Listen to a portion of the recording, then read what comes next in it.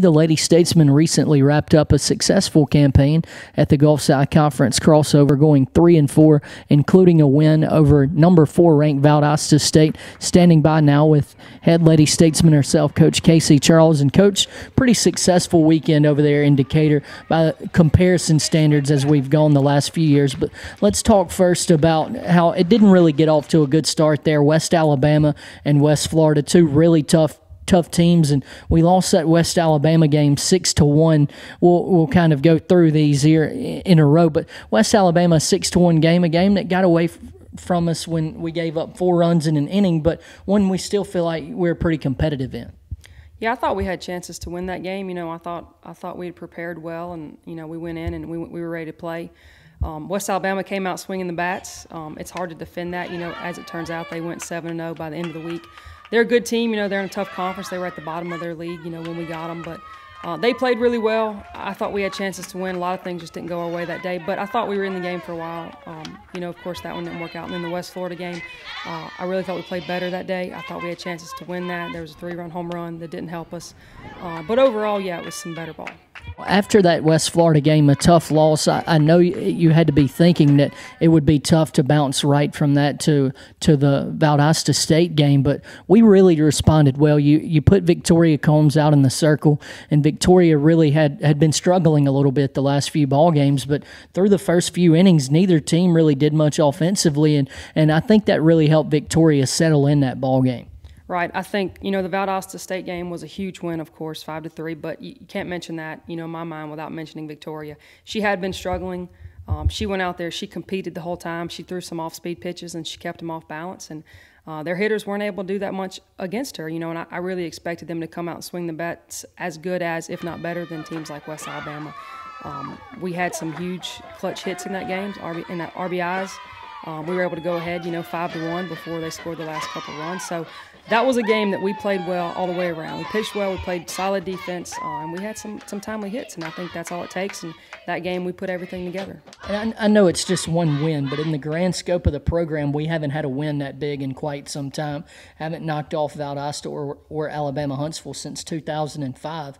And that can go a long way to really changing the way your players look at themselves and the way that people look at this program. Definitely. I think winning and losing certain games sets the tone, for your day, for your week, for your weekend, and possibly even for your season. And after that day, they were happy as can be, and they deserved it, and they did it on their own, and they came through and got it done and competed.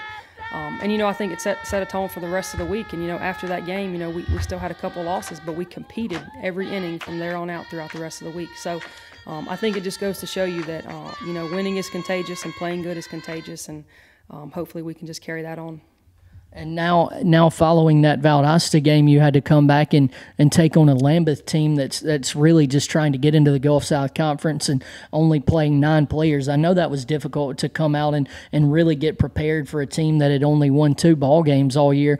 And there was something positive to take out of that 9-1 win there. Our pitchers threw well, only allowing 1 hit, but we had 5 runs with 2 outs in the first inning in that ball game. That's right. First inning set the tone. 2 outs came and gone and came and went, and I was wondering when we were going to score the runs. And 5 runs on two outs, and that was great.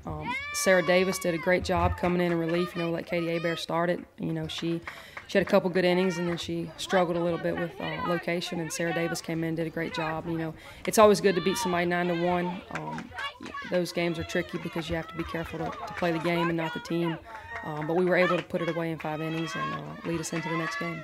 And that next game, your old stomping grounds, North Alabama, that ball game, you had to think we had a chance there because that was a team that had been struggling a little bit lately. But they throw a freshman pitcher out there, Edison. We're only able to get 4 hits in that ball game and really never really threatened to score, it looked like, with the exception of maybe 1 spot there. Yeah, starting off with Lambeth, that wasn't something I was really excited to do. I think it can set the tone in a negative way because there's no competition there, and that's just the truth of the matter.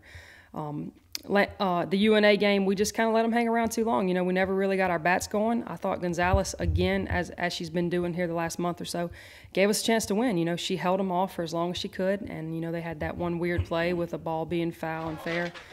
Helped them get their first run and put them up 1-0, and after that, they opened it up by a few runs a couple innings later. So sometimes it's just a matter of how long are you going to let teams hang around. You know, you've got to score, and you've got to score early and set the tone in your favor. And that next ball game on Sunday on the final day is probably one of my favorites to watch all year.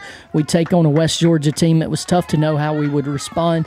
A lot of times this year in losses we haven't responded very well, but West Georgia, we came out and we got exactly what we needed early after not hitting, neither team hitting in the first part. Maggie Jackson doubles home 2 runs, which we hadn't gotten RBIs from Maggie in a while, and then Victoria Combs with an RBI to take us up 3-0 in that one. Talk about the start against West Georgia. We as a coaching staff, of course, take the the approach every day of that it's a new day and anything can happen. And we always tell the girls if they play the way they're supposed to, we're going to win. It was a new day as far as we were concerned. It was day 4, the end of a long tournament. Gonzalez again went out and gave us a chance to win. It was an exciting game because of the back and forth. We would score, they would score. But I felt comfortable that whole game, and anytime I feel comfortable, it usually works out because I can tell the way we're playing. I can tell what's going to happen. Hitters coming through with some timely hits. It's been a long time. Some of the games in the past we'll go down and then we'll stay down, but this time we competed throughout the whole game. I was very glad to see that. I was very glad to see Maggie Jackson come through. Coach, I want to ask you now about some individual performances. First, I want to ask you about Sarah Davis. 8 innings, 8 strikeouts there, and got 2 of our 3 wins in relief. And she's somebody that we've really counted on a lot lately, and really just in key spots had come in maybe for an inning or 2 here or there. But really, she won that ball game for us against West Georgia. Talk about how good that was for not only our club but for Sarah to come through big there.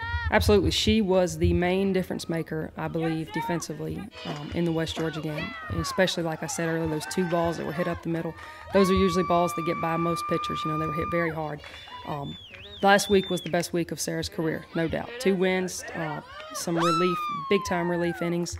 Very proud for her. She works hard and she's a good kid, and we're glad to have her. And she's not someone that gets to throw every day. So I was very happy for her to go in and have some success. Now, one final question for you as we move forward through some of the toughest conference weekends coming up. You face Arkansas Tech and then Arkansas Monticello, but before that we have Southern Arkansas. Just a broad preview of what we need to do to capitalize on Henderson State and OBU losing some ball games to try to get back into tournament contention. Well, we could definitely get some help, from some other teams in the conference, especially those that are in the 3 and 4 spot, which, is most likely right now Henderson and OBU. Them losing some games would definitely help us out. But we've been talking a lot about and really just believe in that, if we're going to get there, we're going to need to deserve it. So we need to take care of our business first, and whatever happens from there happens. Coach, I want to thank you for your time and good luck the rest of the way. Thank you, JT.